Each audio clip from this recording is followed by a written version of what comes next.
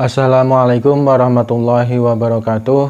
Mahasantri yang kucintai, syukur alhamdulillah dengan taufik hidayahnya Gusti Allah kita bisa bertemu kembali dalam channel YouTube dalam rangka taklim wa ta'alum kitab Aqidatul Awam. Marilah kita berdoa dan tawasul dulu dengan harapan semoga kita mendapatkan ilmu yang barokah, manfaat fitin wa dunya wal akhirah. Al-Fatihah.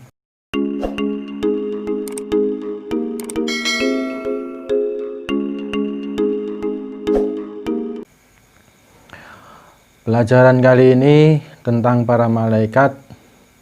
Ada pertanyaan soal kados pundi kedadianipun para malaikat? Bagaimanakah kejadiannya para malaikat itu? Jawab, inggih punika dipun dadosaken boten mawi ibu lan rama, saha boten dahar lan ngunjuk, saha boten mawi sare. Jawabannya adalah malaikat itu dijadikan tanpa perantaraan ibu dan bapak, serta tidak makan dan tidak minum, juga tidak tidur. Ini para malaikat. Perlu saya katakan, malaikat ini adalah makhluk yang sangat unik atau yang sangat menakjubkan. Kenapa kok sangat unik? Karena malaikat ini jumlahnya ratusan ribu, bahkan tidak bisa dihitung, tapi tidak disertai anak beranak. Jumlahnya langsung diciptakan oleh Gusti Allah. Kenapa tidak bisa anak beranak? Karena malaikat ini tidak berjenis kelamin, tidak laki-laki dan juga tidak perempuan dan juga tidak wandu. Wandu itu ya tidak memiliki alamat kelamin. Malaikat itu juga tidak mempunyai keluarga, tidak mempunyai ayah dan ibu. Ini malaikat. Makanya ini malaikat ini unik sekali. Malaikat itu diciptakan oleh Gusti Allah dengan cahaya.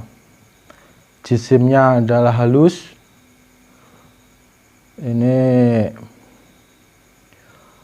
juga malaikat ini memiliki tugas masing-masing di antara para malaikat. Di antaranya tugasnya, malaikat ini ada yang bertugas mencatat amal manusia, juga ada yang bertugas menyampaikan wahyu, juga ada yang bertugas beribadah Gusti Allah. Dan malaikat ini tidak pernah sama sekali melakukan sesuatu yang tanpa sesuai dengan perintahnya Gusti Allah. Semua sesuai tanpa perintahnya Gusti Allah. Tidak pernah melanggar larangan-larangannya Gusti Allah. Ada juga malaikat itu yang menjaga aras, menjaga bumi, lautan, dan lain sebagainya. Walaupun jisimnya halus, ini malaikat ini bisa berubah bentuk sesuai dengan kehendaknya Gusti Allah. Berubah bentuk apa saja. Yang sering itu adalah berubah bentuk menjadi manusia, seperti yang dilakukan malaikat Jibril ketika menyampaikan wahyu kepada Kanjeng Nabi.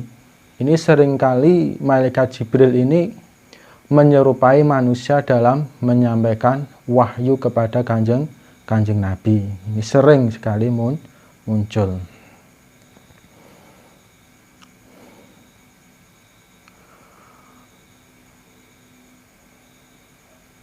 Syahidnya inggih punika, dalilnya yaitu wal malakul ladzi bila abin wa la aklala syurba walau naumalahum. Wal malaku utawi jenise malaikat. Wal malaku utawi jenise malaikat iku alladzi makhluk bila abin kelawan tanpa lantaran bapak wa ummin lan ibu. La aklalan ora ana dahar iku maujud, wala surbalan ora ana ngunjuk iku maujud, wala naumalan ora ana sare iku maujud lahum kedue malaikat. Artinya naduman kurang lebih wal malakul ladzi bila abin wa la aklala syurba walau namalahum. Malaikat adalah makhluk yang diciptakan tanpa perantaran bapak wa ummin dan tanpa perantaran ibu. La aklala syurba walau namalahum, bagi mereka tidak makan, tidak minum, tidak tidur. Itu malah malaikat. Jadi malaikat itu adalah makhluk yang diciptakan tanpa perantara ayah ibu, dan mereka tidak makan dan tidak minum serta tidak tidur. Itu adalah malaikat. Jadi malaikat itu makhluk yang sangat istimewa dengan ritual yang begitu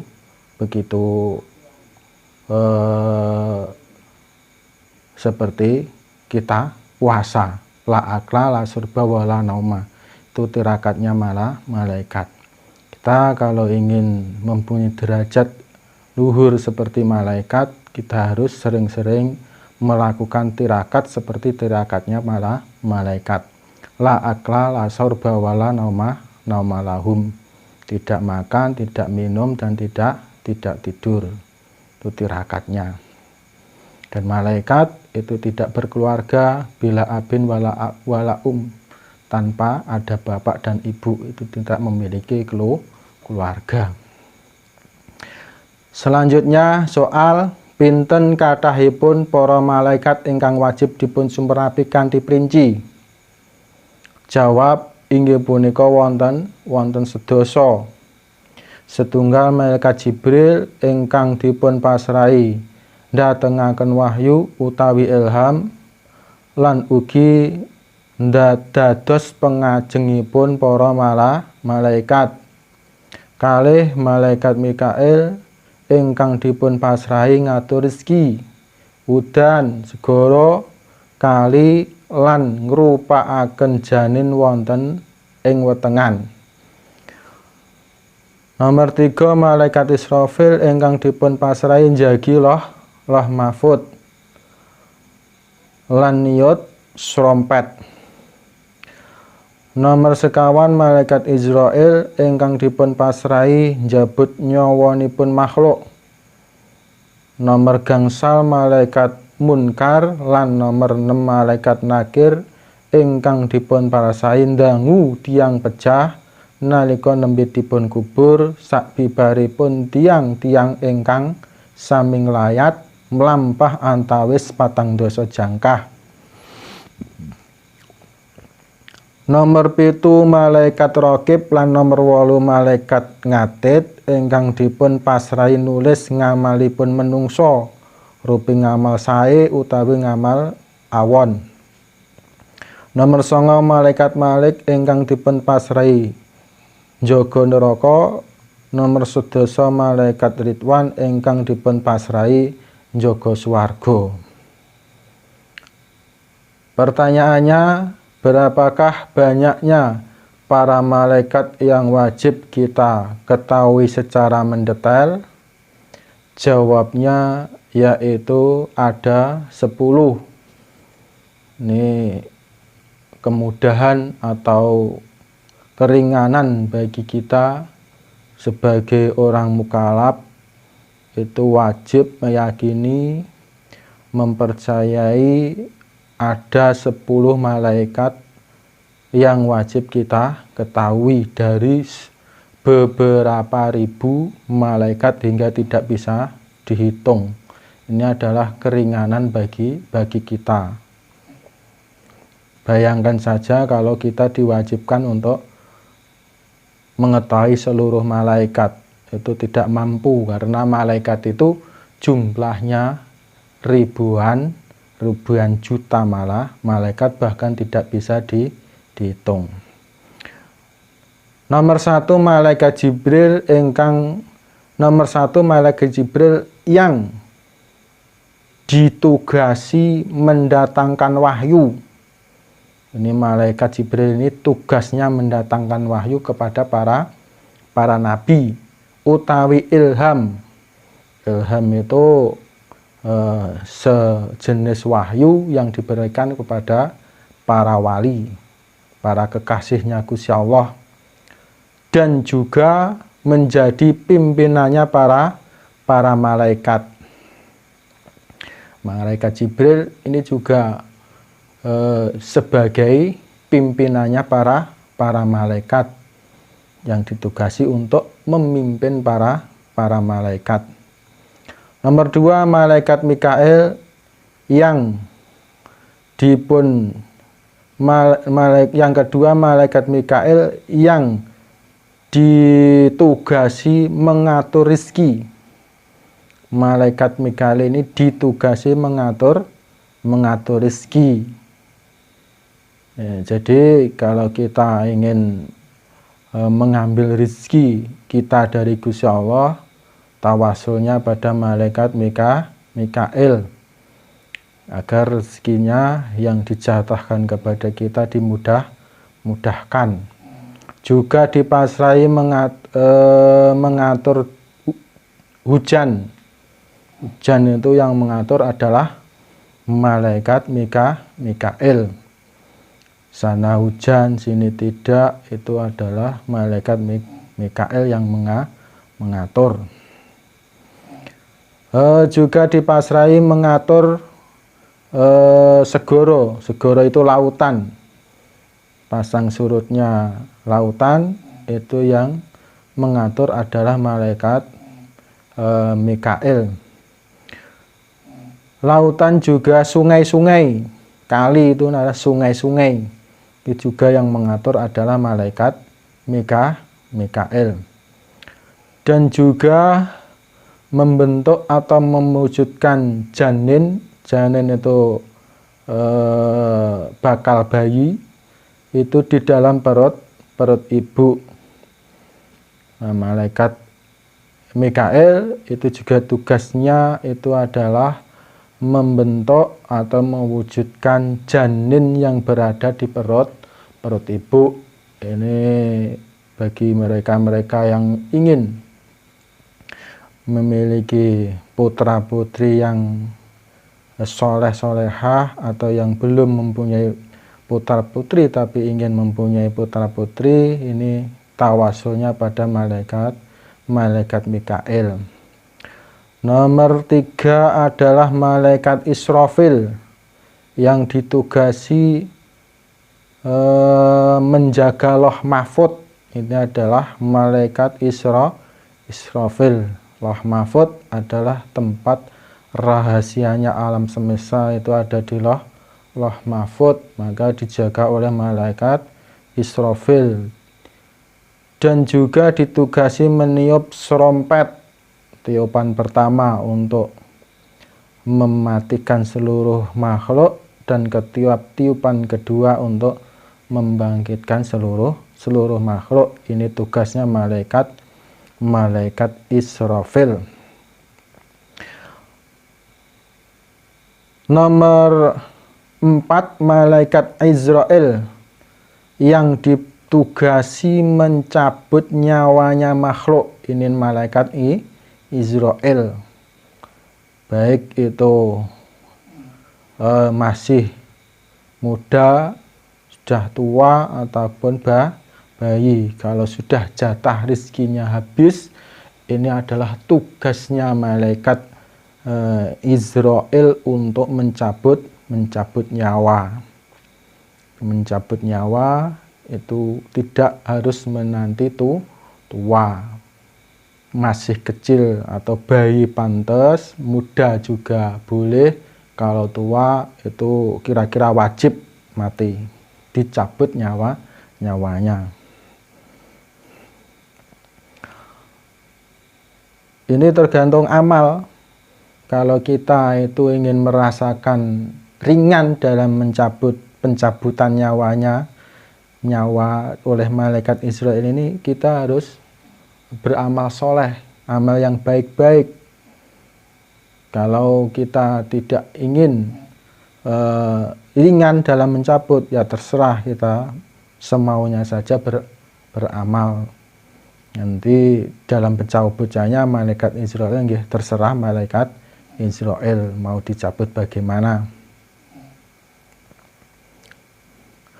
Nomor 5 malaikat munkar dan nomor 6 malaikat nakir. Ini yang ditugasi menanyai orang-orang meninggal, orang-orang yang sudah mati ketika baru saja dikubur, setelah bubarnya orang-orang yang takziah melangkah antara 40 jangkah.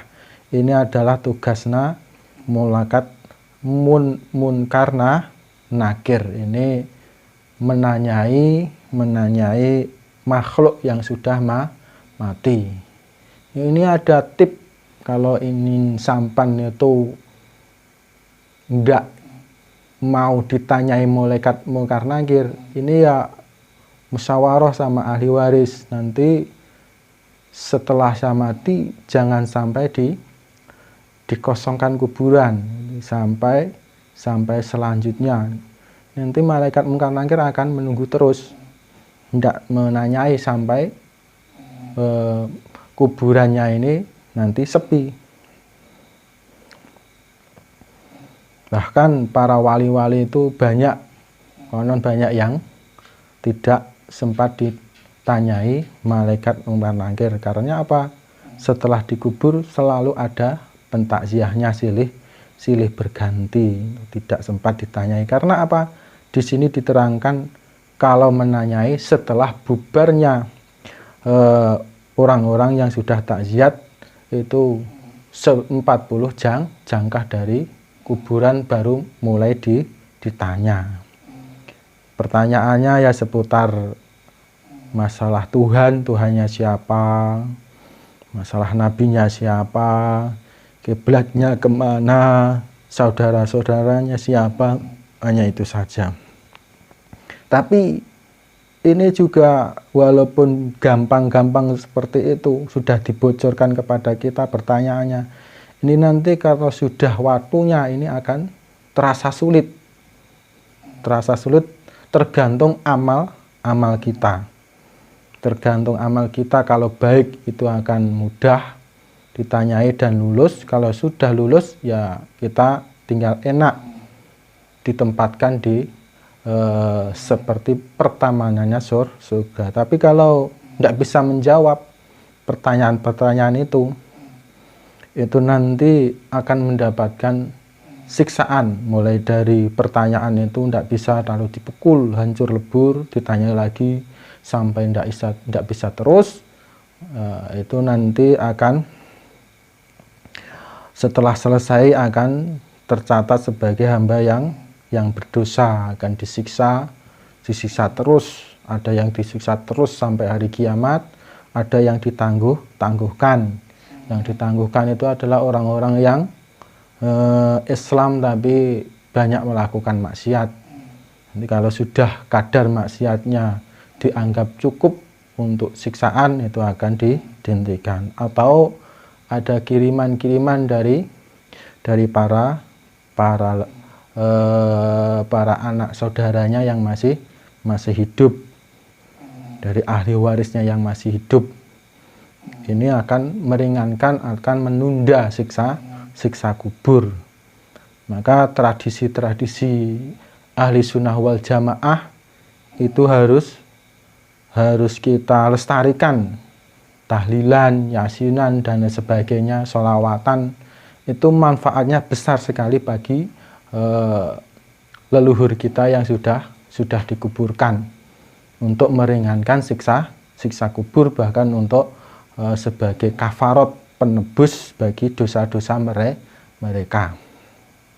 Ini perlu dilestarikan, jangan sampai berhenti mengamalkan yang namanya yasinan.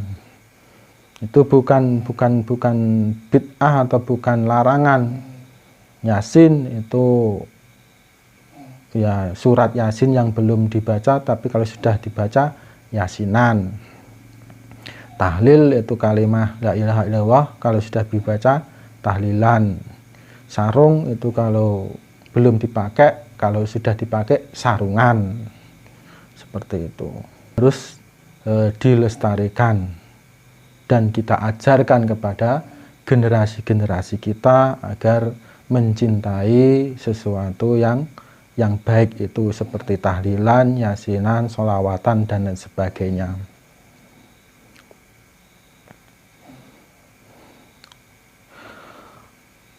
Nomor 7 malaikat raqib dan malaikat nomor 7 malaikat raqib dan nomor 8 malaikat ngatrit yang ditugasi untuk mencatat amalnya manusia berupa amal baik dan juga berupa amal buruk. Baik itu amal baik juga amal buruk, itu semua dicatat oleh malaikat raqib dan atid. Raqib atid ini sebagai CCTV-nya Gusti Allah. Walaupun Gusti Allah tanpa dengan raqib atid ini sudah mengetahui apa yang dikerjakan oleh makhluknya, tapi sebagai syariat undang-undang untuk menetapkan keadilannya Gusti Allah itu memakai lantaran raqib atid untuk mencatat amalnya para manusia. Seluruh amal itu tanpa kecuali akan direkam, akan dicatat oleh raqib dan atid. Bahkan kita ngaji pun seperti ini, kita belajar seperti ini, juga dicatat oleh malaikat raqib dan atid.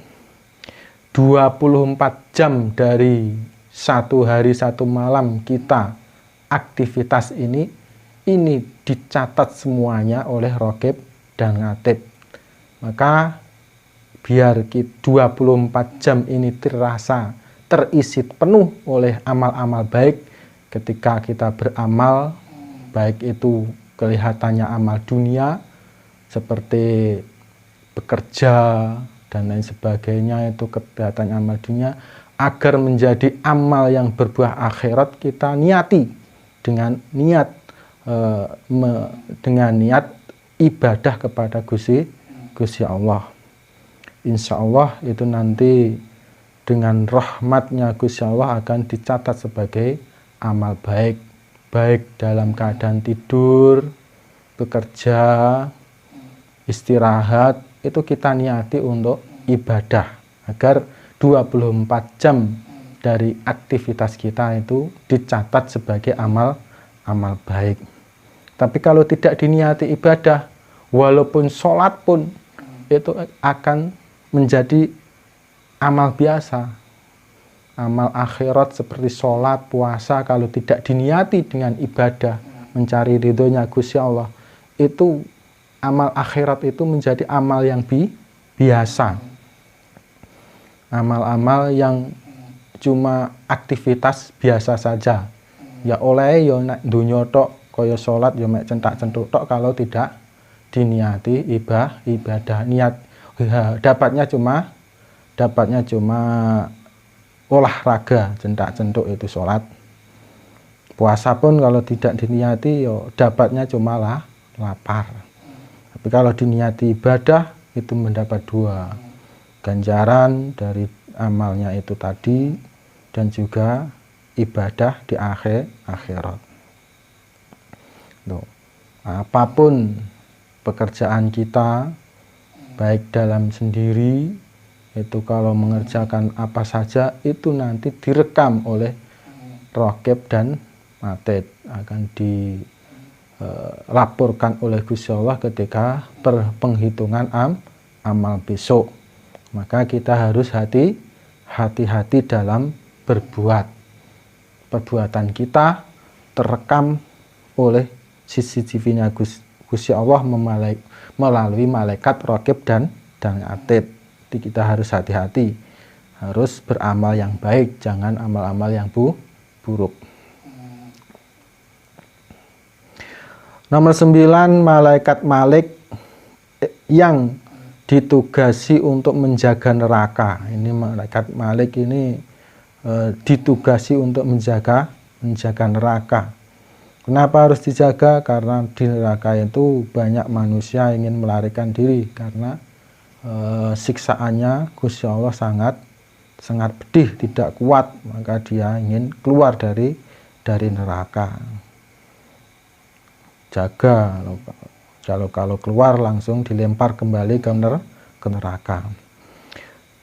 Malaikat nomor 10, malaikat Ridwan yang ditugasi menjaga surga. Ini adalah malaikat Ridwan, sopan, halus. Ini adalah malaikat Ridwan, yang dijaga adalah surga, tempat yang indah bagi orang-orang yang taat kepada Gusti Allah. Dini saitipun inggih punika, kemudian dalilnya yaitu tafsilu asrin minhum Jibrilu Mikalu Israfilu Izrailu Munkar nakirun rakibun Munkar nakirun wa rakibun kada ngatidun malikun waridwanuh tada. Tafsilu asrin utawi perinciane 10. Tafsilu asrin utawi perinciane 10 minhum saking malaikat iku Jibrilu malaikat Jibril, Mikailu lan malaikat Mikail, Israfilu lan malaikat Israfil, Izrailu lan malaikat Izrail, Munkarun lan malaikat Munkar, Nakirun lan malaikat Nakir, wa Raqibun lan malaikat Raqib, wa kadzalan iku kaya mengkono-mengkono malaikat Raqib, Ngatidun utawi malaikat Ngatid, Malikun lan malaikat Malik, wa Ridmanun lan malaikat Ridwan, ihtada kang anut sapa Ridwan. Artinya nazam kurang lebih tafsilu asrin minhum Jibrilu, Mikailu, Israfilu, Izrailu. Perinciannya 10 malaikat itu adalah satu Jibrilu malaikat Jibril, yang kedua Mikailu malaikat Mikail, Israfilu dan ketiga malaikat Israfil, Izrailu dan keempat malaikat Israel. Munkar nakirun wa raqibun wa kata atitun malikun wa ridwanun tahda. Nomor 5 malaikat Raqib, wa nakirun dan malaikat Raqib. Nomor 6 wa raqibun dan malaikat Raqib. Nomor 7 wa kata atitun, dan begitu juga nomor 8 malaikat Atid. Malikun dan nomor 8 malaikat Atid, waridwanuh tada, dan diikuti nomor 10 malaikat Ridwan. Ini adalah 10 malaikat, dalil 10 malaikat yang harus diyakini, dipercayai dan diketahui oleh setiap orang mukallaf. Selanjutnya ini tentang kitab-kitabnya Gusti Allah. Soal pinten kitab ingkang wajib dipun sumrapi asmanipun kanthi princi. Jawabnya inggih punika wonten sekawan. Setunggal kitab Zabur ingkang dipun turunaken dhateng Nabi Dawud. Nomor kalih kitab Taurat ingkang dipun turunaken dhateng Nabi Musa. Nomor 3 kitab Injil ingkang dipun turunaken dhateng Nabi Isa. Nomor 4 kitab Furqan ingkang dipun turunaken dhateng Kanjeng Nabi Muhammad sallallahu alaihi wasallam. Pertanyaannya, berapakah kitab yang wajib kita ketahui namanya secara mendetail? Jawabnya, yaitu ada 4. Satu adalah kitab Zabur. Ini yang diturunkan kepada Nabi Dawud. Kitab 1, kitab Zabur. Ini yang diturunkan kepada Nabi Dawud. Nomor 2, kitab Taurat yang diturunkan kepada Nabi Musa. 3, kitab Injil yang diturunkan kepada Nabi Isa. Nomor 4, kitab Furqan, itu kitab Al-Quran. Nama lain dari Al-Quran adalah Furqan, pembeda antara yang hak dan yang batil. Itu namanya Furqan. Nomor 4, kitab Furqan atau kitab Al-Quran yang diturunkan kepada junjungan kita Nabi Agung Muhammad sallallahu alaihi wasallam. Dene sahihipun inggih punika, kemudian dalilnya yaitu arba'atun min kutubin tafsiluha Tauratu Musa bil huda tanziluha Zaburu Dawudu wa Injilu ala Isa wa Furqanun ala khairil malam. Arba'atun utawi perkara papat. Arba'atun utawi perkara papat min kutubin kang tetep saking pira-pira kitab. Arba'atun utawi perkara papat min kutubin kang tetep saking pira-pira kitab. Iku arba'atun utawi perkara papat min kutubin kang tetep saking pira-pira kitab. Iku tafsiluha utawi perinciane arba'ah. Iku tafsiluha utawi perinciane arba'ah. Iku Tauratu Musa. Iku Tauratu Musa, kitab Taurat kang den turunake maring Kanjeng Nabi Musa. Iku Tauratu Musa, kitab Taurat kang den turunake marang Kanjeng Nabi Musa. Bil huda iku kelawan gawa pituduh. Bil huda iku kelawan gawa pituduh tanziluha utawi oleh katurunake kitab Taurat. Zabur Dawud lan kitab Zabur kang den turunake maring Kanjeng Nabi Dawud. Zabur Dawud lan kitab Zabur kang den turunake maring Kanjeng Nabi Dawud. Wa Injilu lan kitab Injil ala Isa kang den turunake ing atase Kanjeng Nabi Isa. Wa Furqanun lan kitab Al-Quran wala khairil mala kang den turunake ing atase luweh bagus-baguse makhluk. Wa Furqanun lan kitab Al-Quran wala khairil mala kang den turunake ing atase luweh bagus-baguse makhluk. Artinya nadhoman kurang lebih adalah arba'atun min kutubin tafsiluha Tauratu Musa bil huda tanziluha. Perinciannya kitab 4 kitab. Perinciannya 4 kitab itu adalah Tauratu Musa. 1 kitab Taurat yang diturunkan kepada Nabi Musa. Bil huda tanziluha, kitab Taurat ini diturunkan untuk memberi petunjuk pada para manusia. Zabur Dawud dan kitab Zabur yang nomor 2, kitab Zabur yang diturunkan kepada Nabi Dawud. Wa Injilu ala Isa dan kitab Injil yang diturunkan kepada Nabi Isa, ini yang nomor 3. Wa furqanun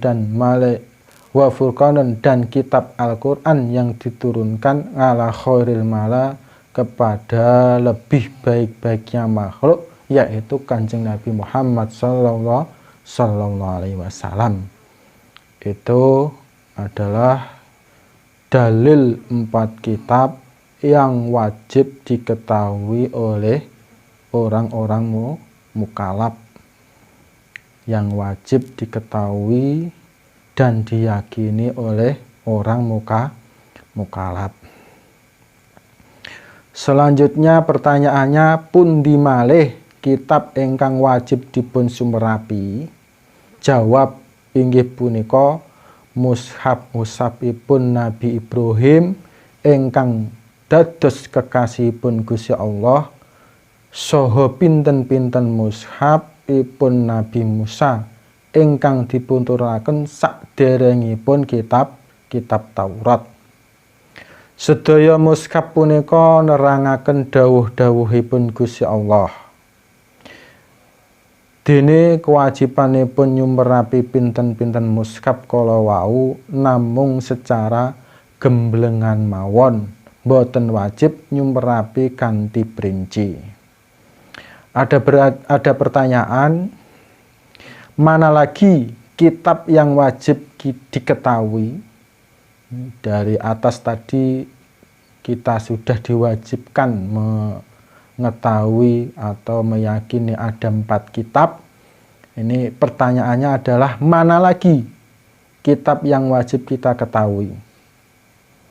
Jawab, yaitu mushaf-mushaf yang diturunkan kepada Nabi Ibrahim yang menjadi kekasihnya Gusti Allah. Ini mushaf itu berupa lembaran-lembaran, suhuf, mushaf yang diturunkan kepada Nabi Ibrahim. Selain 4 kitab di atas, ada mushaf atau suhuf yang diturunkan kepada Nabi Ibrahim yang menjadi kekasihnya Gusti Allah. Serta beberapa mushafnya Nabi Musa yang diturunkan sebelumnya kitab Taurat. Jadi Kanjeng Nabi Musa ini menerima 2, yaitu mushaf berupa mushaf atau suhuf atau lembar-lembaran yang diturunkan sebelumnya Kanjeng Nabi Musa ini menerima kitab Taurat. Jadi sebelum menerima kitab Taurat, diturunnya kitab Taurat, Kanjeng Nabi Musa ini juga diturunkan, diberi berupa mushaf atau lembaran-lembaran.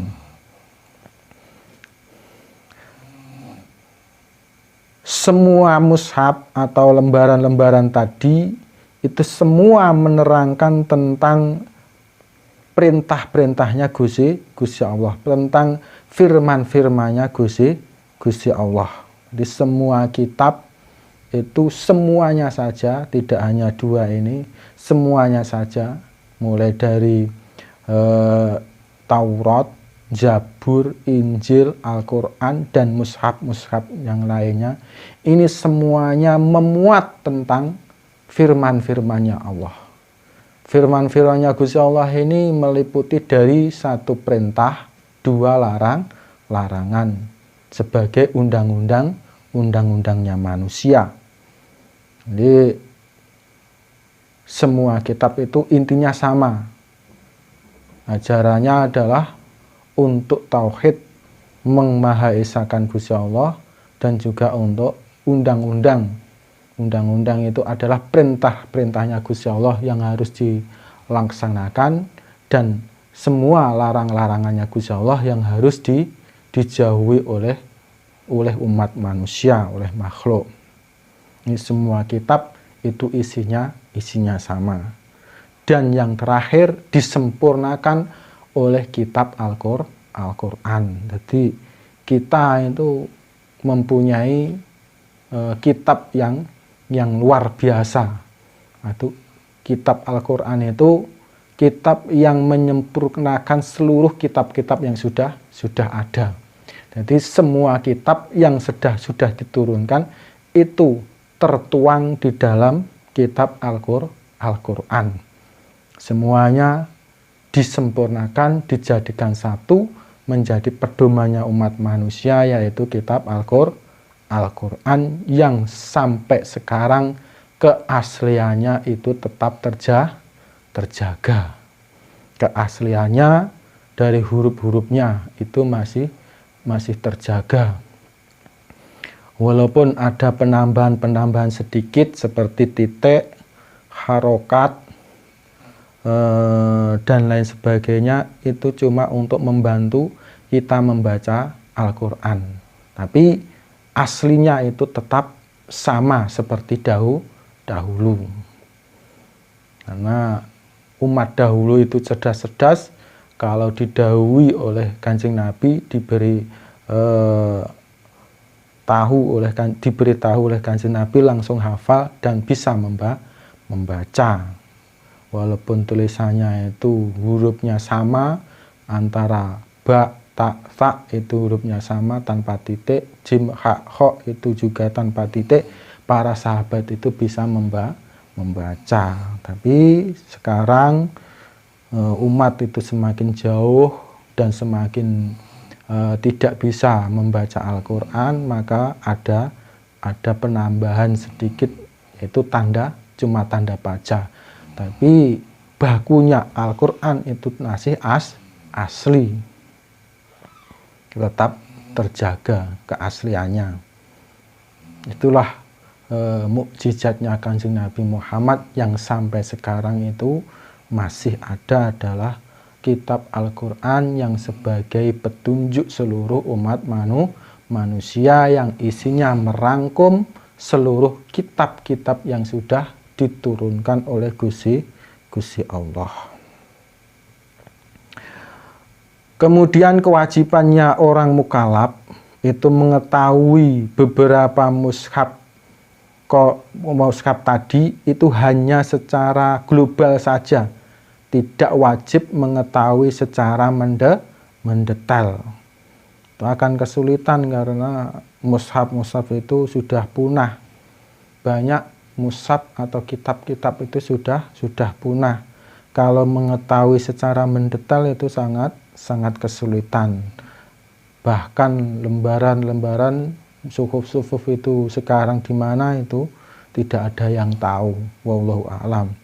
Kitab-kitab yang lainnya itu juga banyak perubahan dan banyak yang diganti. Aslinya mana tidak ada yang tahu.